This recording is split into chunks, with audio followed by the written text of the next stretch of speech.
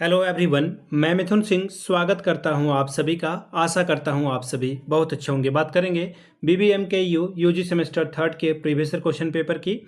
Paper आपका होगा CBM, यानी कि ये कॉमर्स का पेपर है। माइनर 1B इस पेपर का कोड है, इसको ध्यान में रखिएगा आप लोग। और ये सेशन आपका 24-28 का था। एग्जाम आपका 2026 में कंडक्ट कराया गया था। तो चलिए एक एक करके हम लोग सारे क्वेश्चन पेपर को देखेंगे। उससे पहले मैं आपको बता दूं, अगर आपको पिछले 5 साल का PYQ चाहिए तो आपको ये 69 रुपीज़ में अवेलेबल करा दिया जाएगा।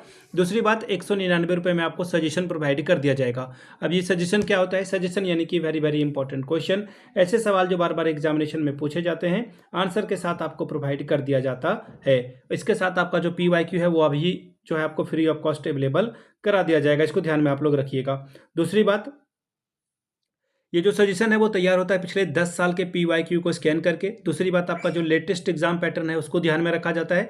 तीसरी बात, आपका जो सिलेबस है, सिलेबस में जो टॉपिक है उसको ध्यान में रखकर ये तैयार किया जाता है।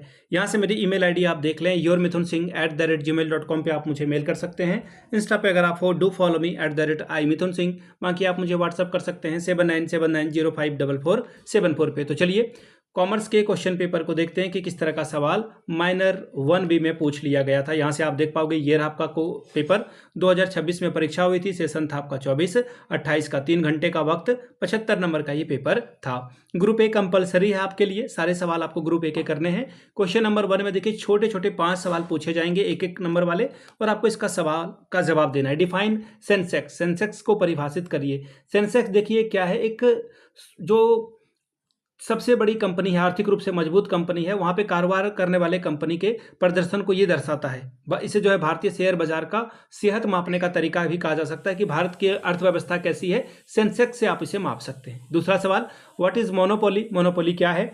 अभी मैं आपको बताऊं कि भारत में मुख्यतः मेनली जो है 2 कंपनियां हैं टेलीकॉम कंपनी, एक तो एयरटेल, दूसरा जियो।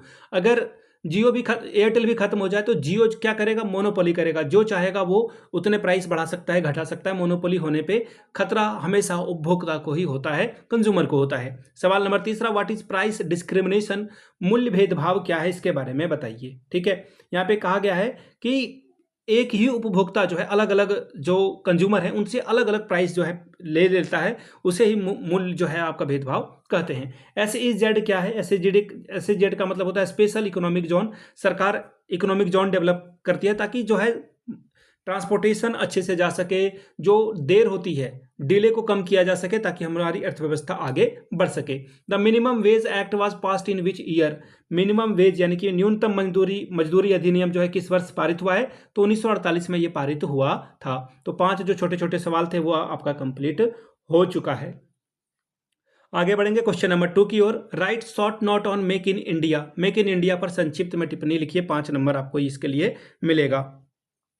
Right short note on Nifty, Nifty पर एक संक्षिप्त में टिप्पणी लिखिए, 5 नंबर इसके लिए आपको मिलेगा। चलेंगे हम लोग ग्रुप बी की ओर। ग्रुप बी का 4 सवाल आपको करना है, 15 चौके 60 नंबर आपको मिलेगा। सवाल नंबर पहला, explain the nature and scope of industrial economy in detail. औद्योगिक अर्थशास्त्र की प्रकृति और कार्यक्षेत्र को विस्तार पूर्वक समझाइए। 5वां सवाल, explain the objectives and feature of the new industrial policy of 1991। 1991 की नई औद्योगिक नीति के उद्देश्यों और विशेषताओं की व्याख्या करें। 6वां सवाल, What is national income? Explain the various methods of measuring national income.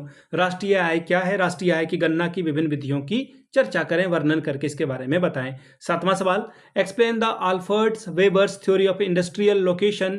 What are general determinants of industrial location? Alfred weber के उद्योग अवस्थित सिद्धांत का वर्णन करें।